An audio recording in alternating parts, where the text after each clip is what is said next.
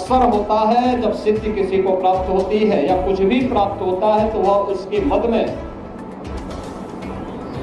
फिर कुछ नहीं देखता, किसी को नहीं समझता। प्रभुता पाई काई मद नहीं, संत तुलसीदास जी ने भी कहा। लेकिन बाबा ने अपनी साधना का उपयोग, इस सिद्धि का उपयोग राष्ट्र के कल्याण के लिए किया, लोक कल्याण के लिए किया। उस समय की समाज की बिगड़ती हुई स्थिति को एक देखते हुए कि देश क्यों गुलाम हुआ, क्यों विदेशी आक्रांता सफल हुए। एक तरफ उन्होंने समाज को जोड़ने का काम किया, दलितों को, आदिवासियों को, वनवासियों को, गिरवासियों को बिना भेदभाव से मुक्त एक ऐसे समाज की स्थापना का अलग जगाया था जो एक अघोराचार्य को ही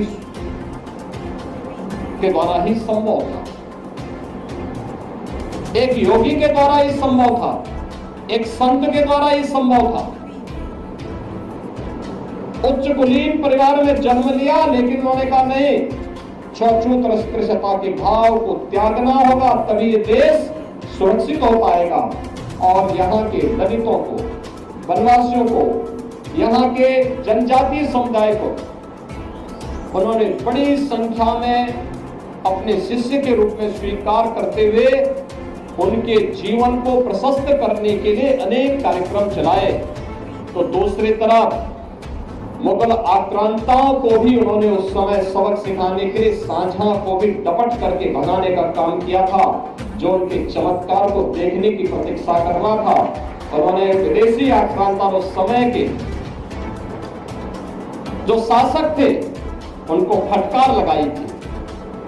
यानी ये चीजें दिखाती है एक संत और एक योगी सत्ता का गुलाम नहीं होता है, बल्कि वह अपने कदमों पर उन्हें चलने के लिए मजबूर करता है। और यही कार्य आज से 425 वर्ष पहले इसी रामगढ़ गांव में जन्मे पूज्य बाबा अघोराचार्य कीनाराम जी महाराज ने अपनी दिव्य साधना के माध्यम से हम सबके सामने प्रस्तुत किया।